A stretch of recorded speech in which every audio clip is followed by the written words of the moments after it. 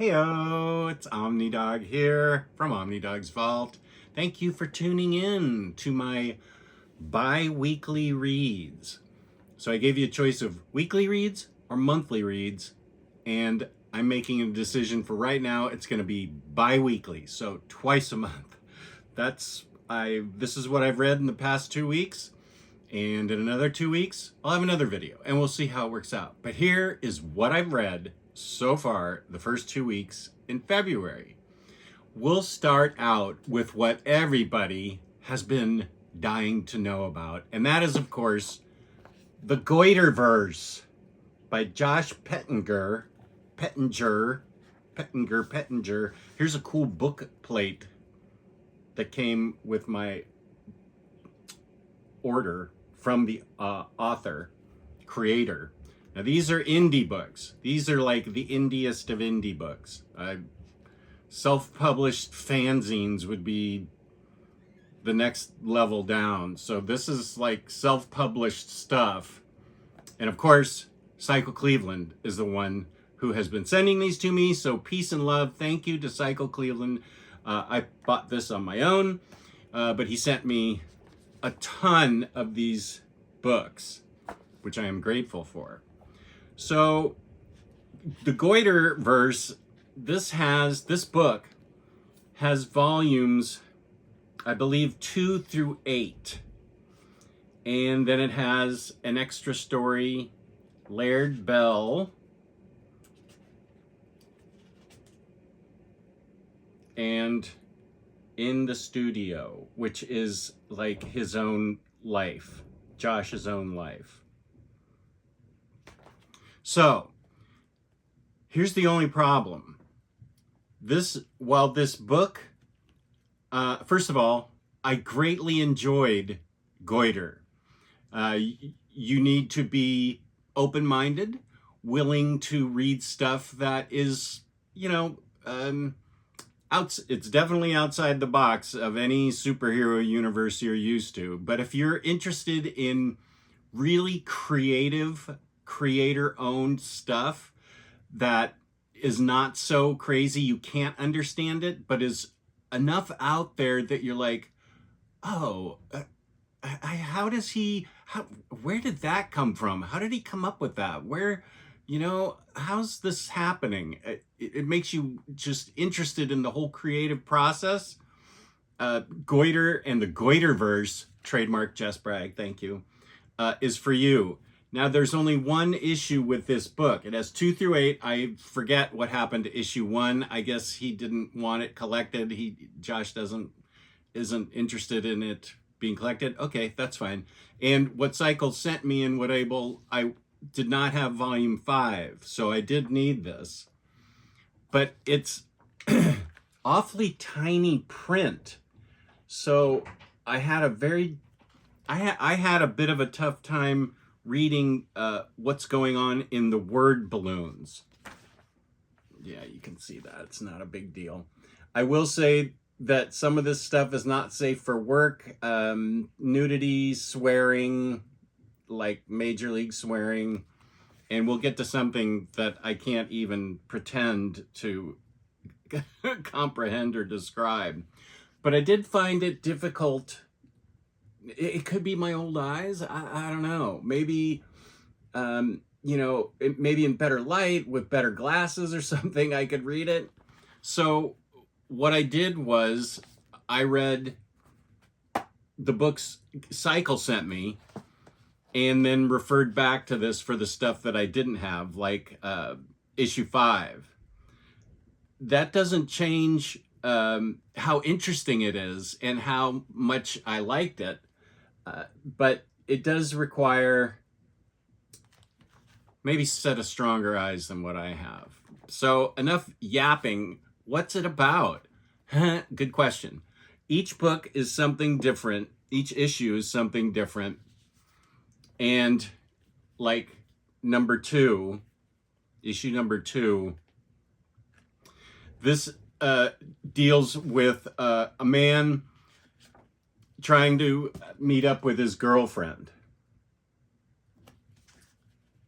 And that that sounds like pretty normal, but it's anything but normal.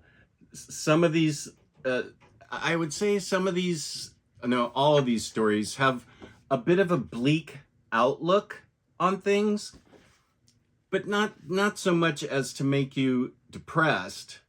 In this book, the guy that was looking for his girlfriend ends up being wrongly accused of kidnapping a young girl, going to prison, but getting out when they find the girl alive. And it was interesting and well done, and I found it fascinating. The guy's really creative, and I found it great. The next one, this might be my favorite one. Issue 3. This stuff's all in the Goiter book, which is available from Floating World Comics, I think is where I got my issue and my cool book plate. Because I think some of these other issues are out of print.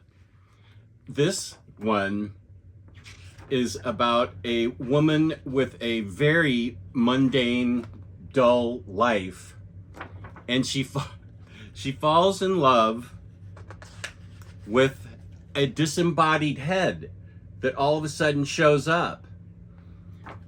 Where is this disembodied head from?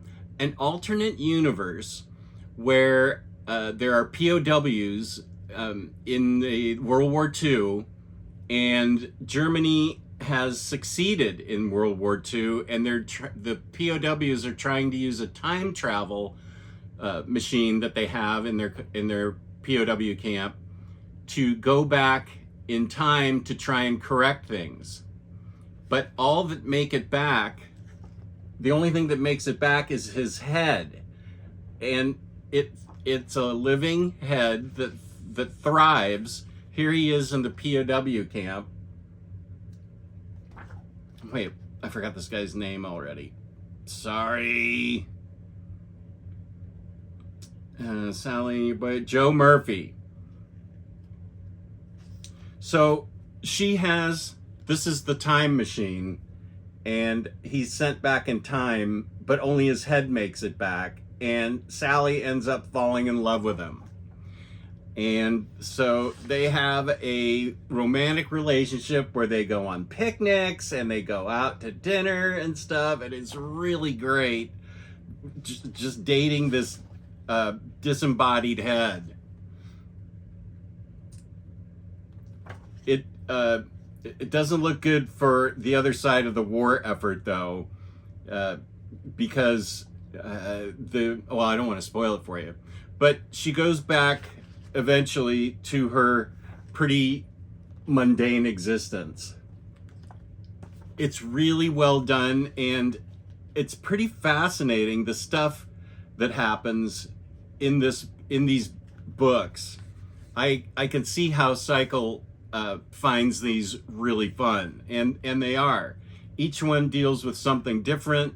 This issue, see, I believe this issue deals mostly with a mother who has an abusive son. He's just a complete jerk to her, and she has a husband that's a wrestler, out of town a lot, cheating on her, and how she deals with that.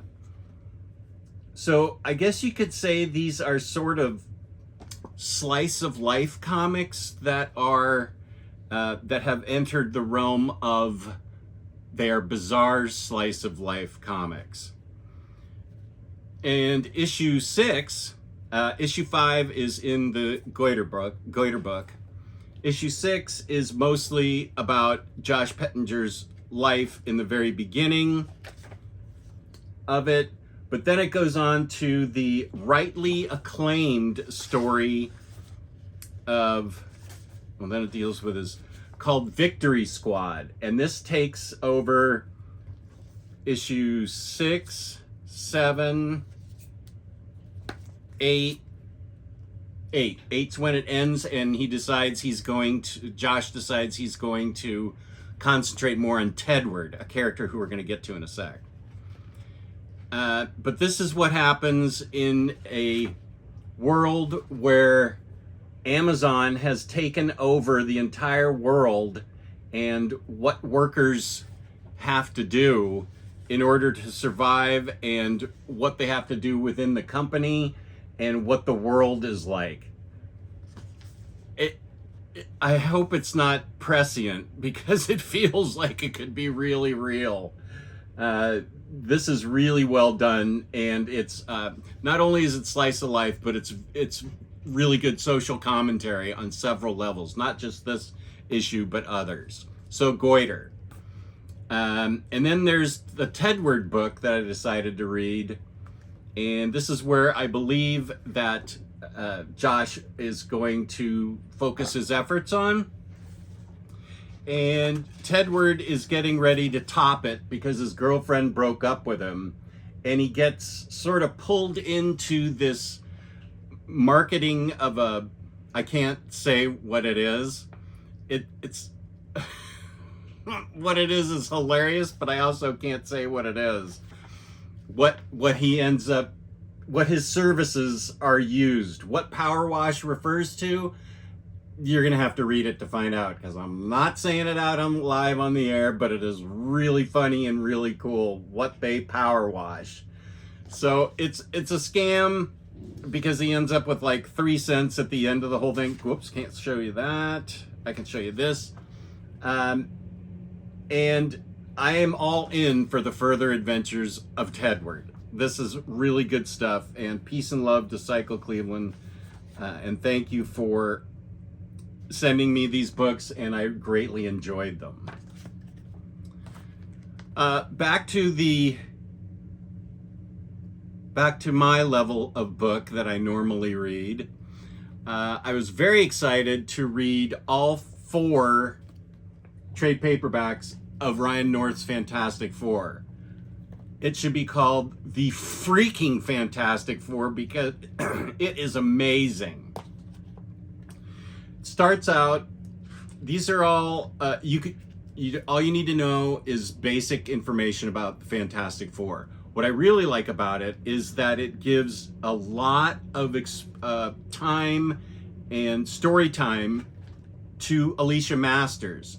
She and Ben are married, and they have adopted 2 kids. They stumble, the first story, I ended up in tears at the end. I was so moved. They happen upon a town that doesn't show up on their GPS. Somehow they have cell reception. The town is stuck in a time loop, and they've got to figure out all they can get really is like Wikipedia and GPS.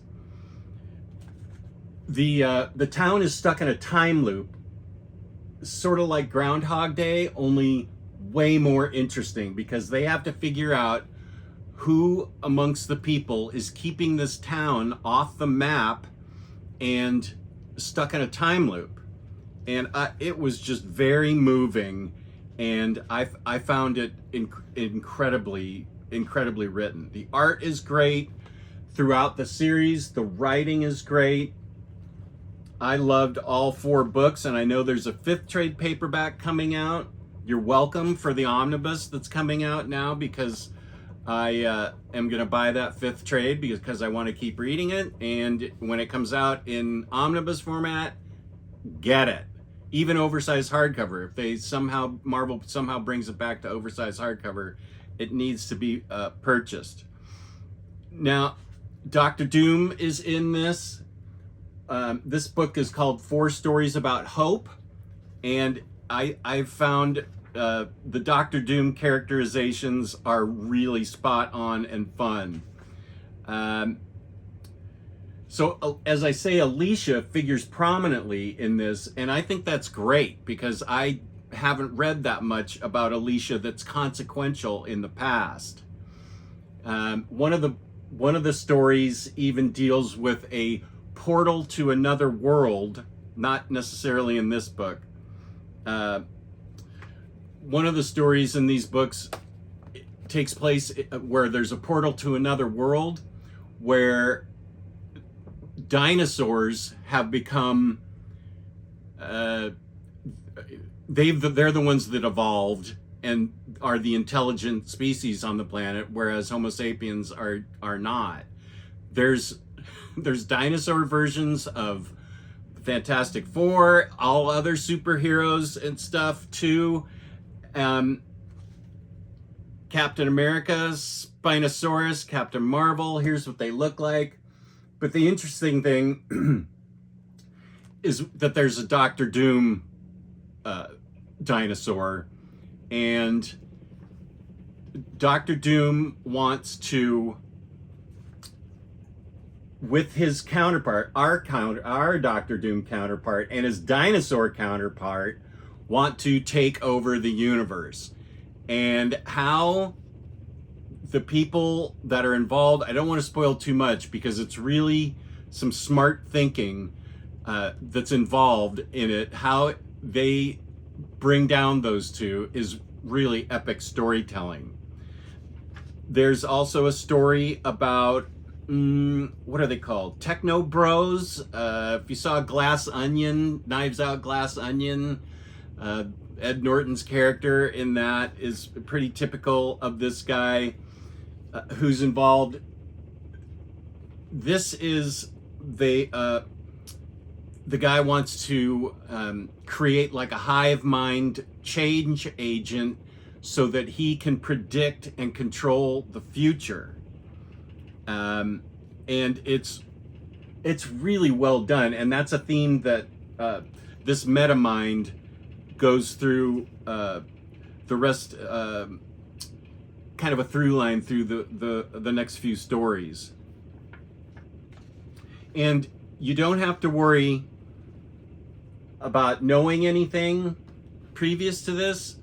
There's an event that happens that you're just sort of thrown in the beginning of the book, and it gets explained in a very well thought out fashion. So just kind of go with it. That happened, and it gets explained, as is the point of the story. As things progress, it gets explained. A+, 5 out of 5, 2 thumbs up. I'll upgrade to the omnibus or the OHC or whatever it is. Ryan North's Fantastic Four is freaking fantastic, and so is the art. I also read Ain't No Grave by Scotty Young with amazing art by Jorge Corona. Now this book has just language in it, but it involves a woman who was an outlaw, robbed and killed to steal, robbed, killed, stole, cheated cards, things like that, until she finally settled down, got married, and had a child. She is then diagnosed, this is back in like the 1800s of the West, she's diagnosed with an incurable disease, and she's offered some medicine by the doctor to let her enjoy maybe another year with her family, but she decides she wants to set out and kill death. So this is the story of her journey, and wow, what a this is why I love comic books. The imagination that these people come up with, how Scotty Young wrote this, and then how Jorge Corona translated it to the page, the characters and the interesting journey that she has to go through to get to death. And she does find death, and then telling you any more than that would spoil it. But the art is amazing, and the storytelling is really, really good. I would give this a solid 4 out of 5 stars. I highly, highly, highly enjoyed this and can recommend it to you. This is from Image Comics. Next, I've been really excited to read this. This is The One Hand and the Six Fingers. It's pretty chonky. This is by Ram V and Dan Waters, and this is the exact thing I talk about when I love comics. How Ram V and Dan Waters came up with this, I don't know, because it is remarkable What it is set in the far future, and a detective who's getting ready to retire. He has brought down a serial killer in his past who his MO, the serial killers, was to leave some type of code. Let me see if I can find it. This is what the code looks like on the wall, along with a bloody handprint.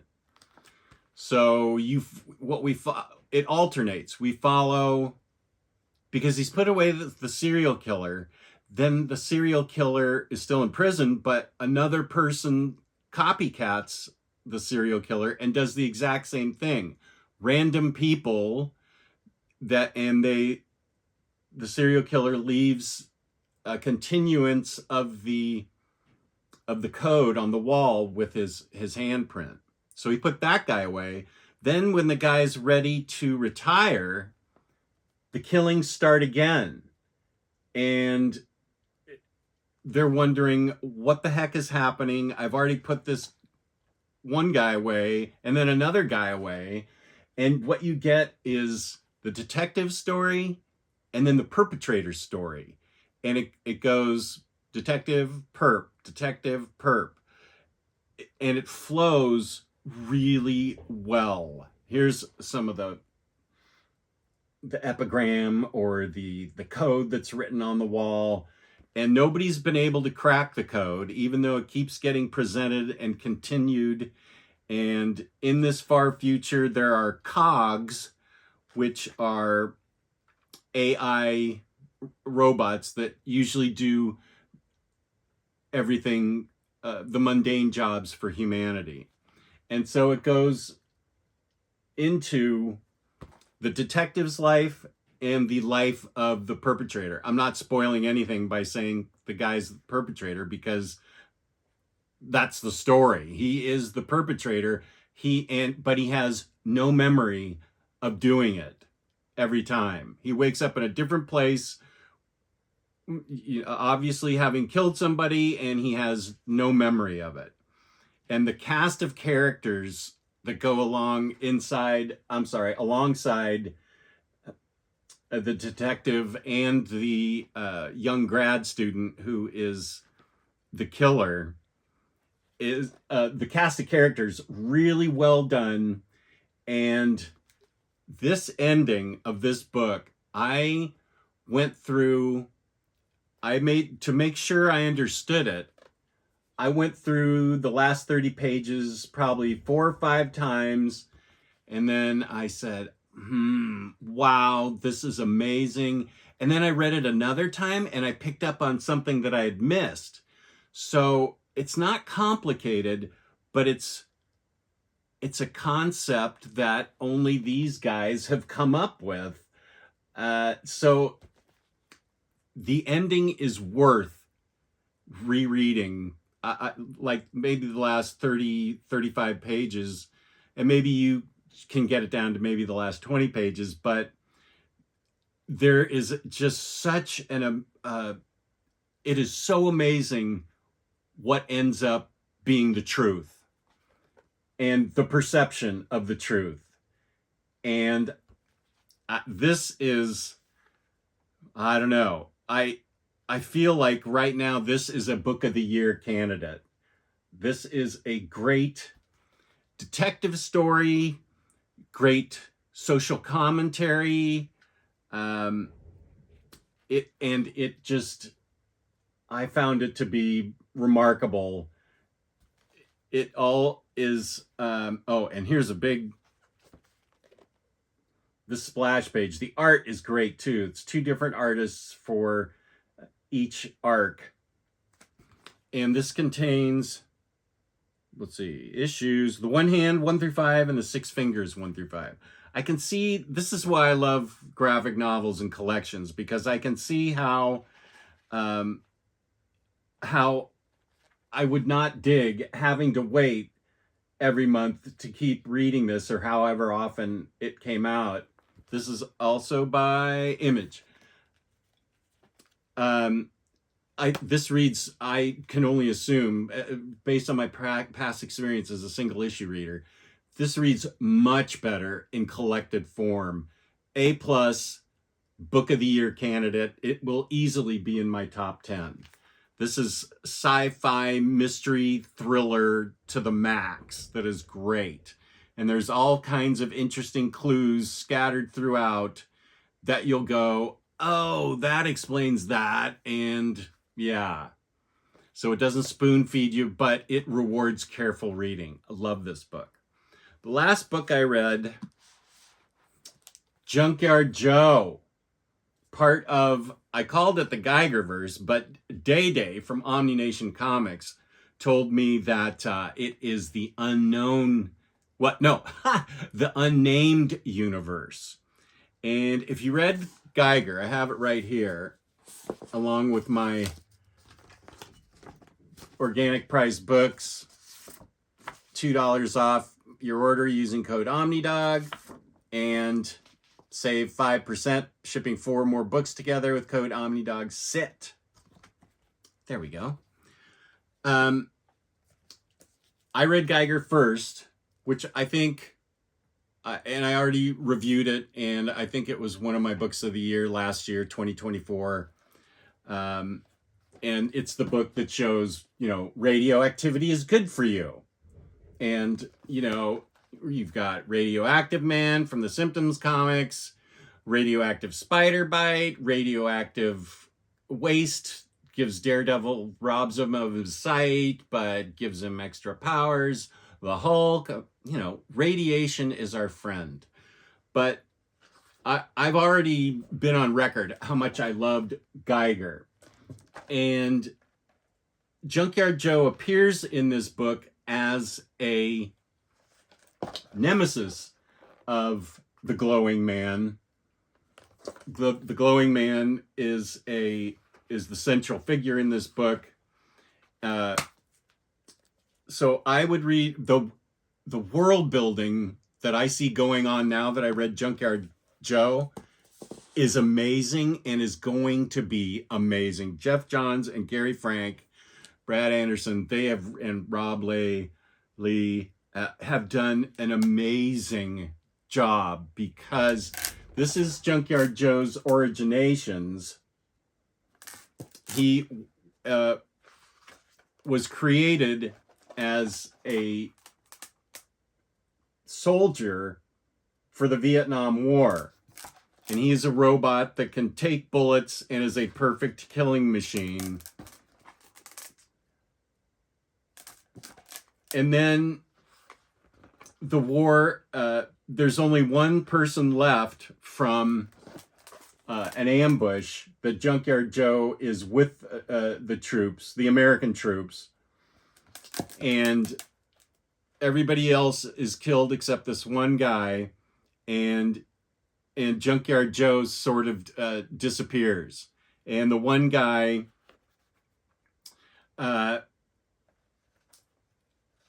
named Muddy Davis, here he is here as an older gent, he mentions something about the robot when he's in the hospital. He got shot up, but he's gonna live. And it turns out the government has a little too much interest in Junkyard Joe, so he eventually starts saying, I just must have dreamt it. But he goes on to create a successful comic strip based on Junkyard Joe, and Junkyard Joe eventually tracks him down. At first, Junkyard Joe has relatively no emotions, not relatively, none. But Junkyard Joe tracks Muddy down, and it's clear that Junkyard wants and needs something from him, and it turns out to be companionship. But the secret organization, here's what they look like. These yutzes. They want Junkyard Joe back so they can reprogram him into being a killing machine. Whereas right now, he's a big help to Muddy and to the family that moves in next door. The guy has recently lost his wife and moved the family into this town and lived next to Muddy. So this is really emotional, really well done, very, very well written and illustrated. I really love Gary Frank's art now. The toothiness that used to be there is no longer there, and his art is just fantastic, and the colors are great, and it has to deal with what Junkyard Joe's original purpose was, what he's like now, what the secret government agency is about, to wanting to capture him again and reprogram him. And there's a ton of world building in this with the neighbors and the townspeople, and it's got a lot of emotional depth to it. But not only, and here's the cool thing, not only is Junkyard Joe in Geiger in a different manner, but there's a part in this book that gets a guest appearance from the book Geiger, which tells me these stories are all, I mean, he's laying, Jeff Johns is laying the foundation for a huge story, and the story building is just, the world building rather, is just amazing. And it's called The Unnamed because the suggestion back in the back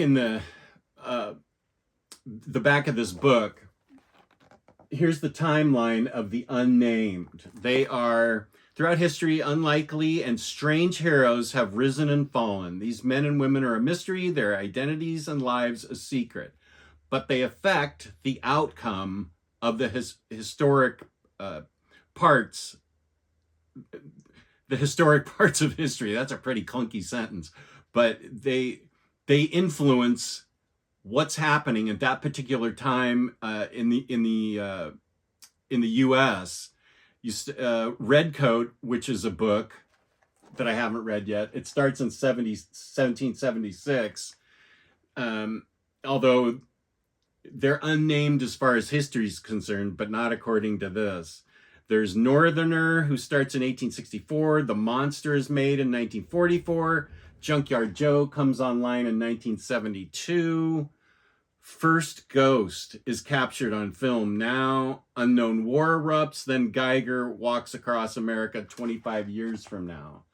So that's why Day-Day was so confident in telling me that it's called the Unnamed Universe and not the Geigerverse. But this is this shows you what the next 5 years is going to look like for Ghost Machine, because it's all laid out here, what's going to happen. I don't know. I think Day-Day told me Rook Exodus is his favorite so far. I believe that's coming out in a library edition later this year. I'm not 100% sure. I don't know what character is in it specifically. I know there's a book, Redcoat, which obviously has to deal with Redcoat back in 1776. So this is easily one of my books, going to be one of my books of the year. And I can see why everybody's excited about this Unnamed Universe. This is rock solid, super imaginative writing that just takes your breath away with the scope of what Ghost Machine has planned out. It is really exciting, and I'm happy to tell you that Junkyard Joe and Geiger are two of my favorite books in my collection right now. I can't wait to see where else this goes. So peace and love, peace and love. Thank you for watching. I will ask you to please leave a like, subscribe, hit the notification bell. Feel free to comment. Did I say subscribe, hit the notification bell? Yeah, I just did. So peace and love, peace and love. Thank you for watching. As always, I appreciate all views. Feel free to leave comments, and peace and love, peace and love.